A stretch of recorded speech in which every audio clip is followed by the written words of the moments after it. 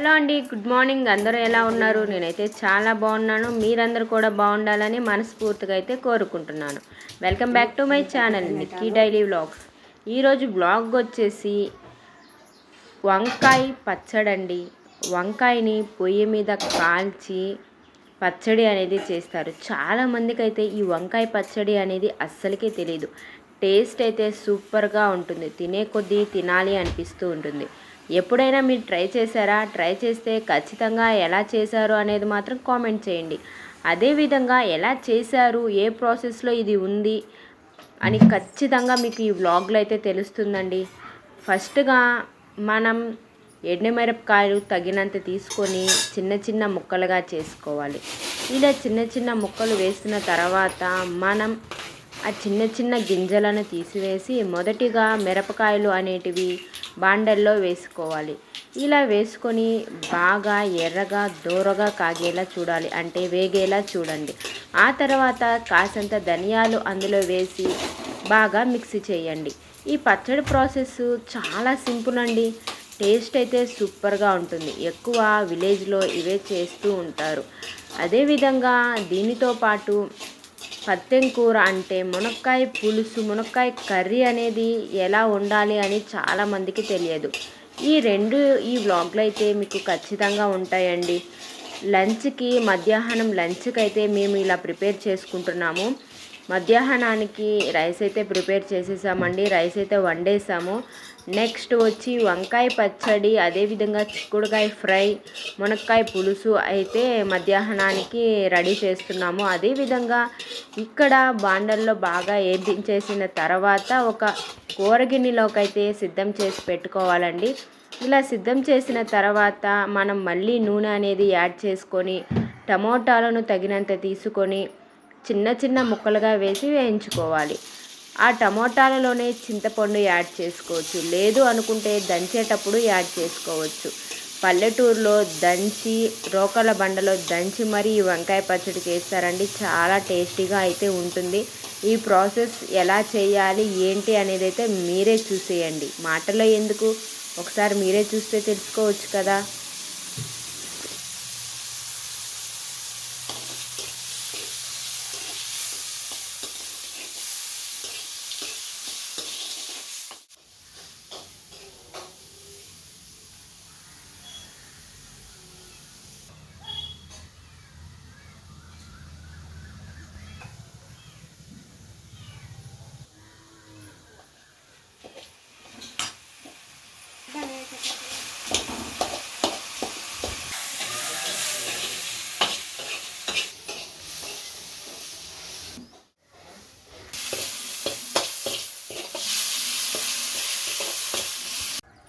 ఇప్పుడైతే 2 వంకాయలను తీసుకొని ఇలా కట్టెల పొయ్యి మీద పెట్టాలి. నిప్పుల మీద ఇలా పెట్టడం వల్ల బాగా దోరగా అనేది వంకాయ బాగా కాలుతుందండి. ఇలా కాలిన తర్వాత వంకాయని కొంచెం చల్లారనిచ్చిన తర్వాత పైన తోలు మొత్తం తీసేయాలి.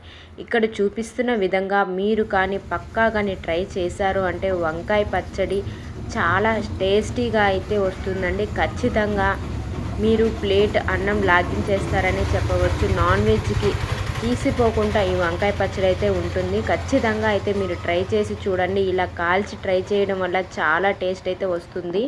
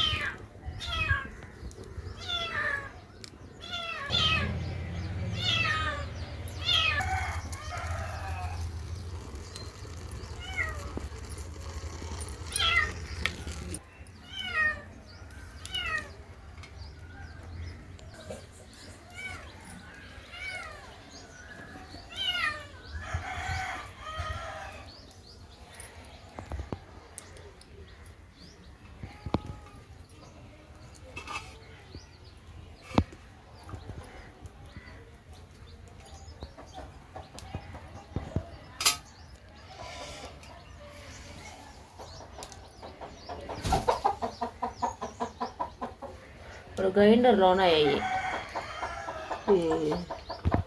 ఏం తినబడుతుంది.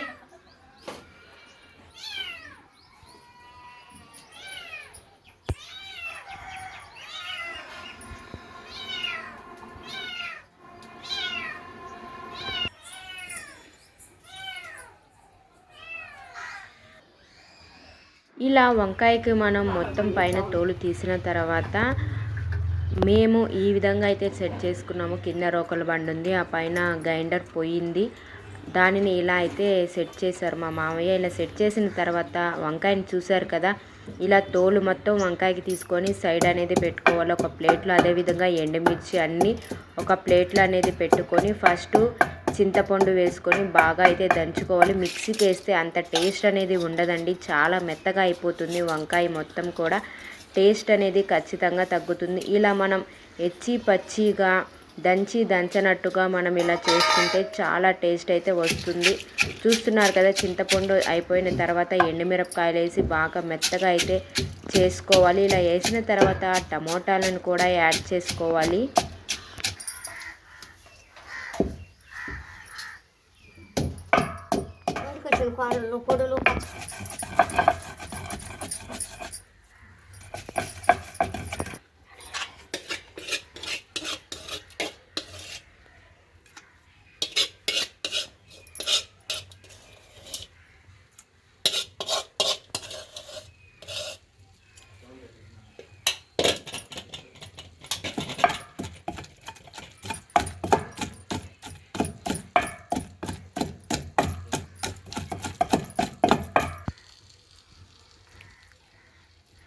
వంకాయలను ఇలా కొంచెం చీలికలుగా చేసుకొని ఆ దంచిన దానిలో అయితే వేసుకోవాలండి.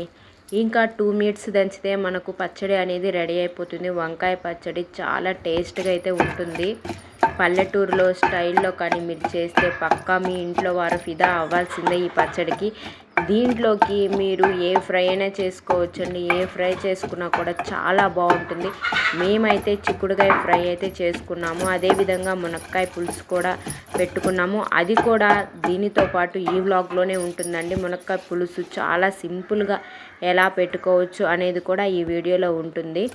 చూసారు కదా పచ్చడి ఎలా ఉందో, సూపర్గా ఉంది. చూసే దానికే టెంప్టింగ్, నోరు ఊరిపోతుందండి. ఇందులోకి మీరు సంగటి చేసుకున్నా లేకపోతే రైస్ వండుకున్నా చాలా బాగుంటుందండి.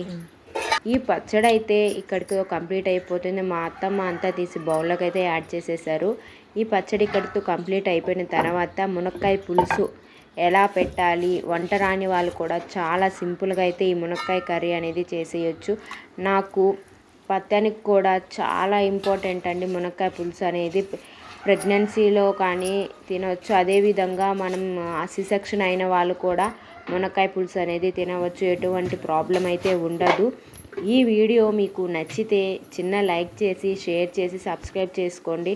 అదేవిధంగా బెల్ ఐకాన్ని క్లిక్ చేయడం ద్వారా మా నోటిఫికేషన్ అయితే మీ దాకా వస్తుంది. నేను పెట్టే ప్రతి వీడియో మీకు ఖచ్చితంగా నచ్చుతుందని అనుకుంటున్నాను. ఇప్పుడు మునక్కాయ కర్రీ ఎలా చేయాలి, ప్రాసెస్ ఎలా ఉంటుంది అనేది మీరే చూసేయండి.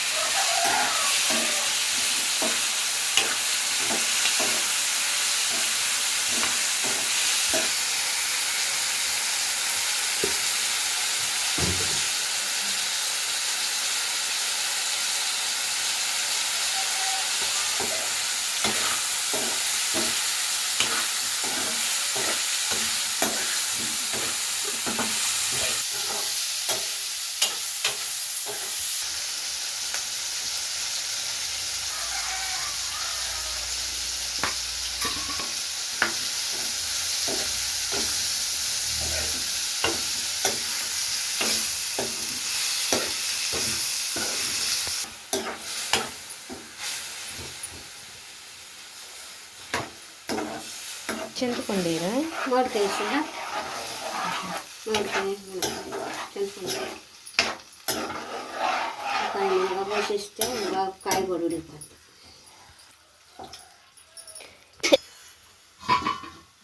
పెట్టేసి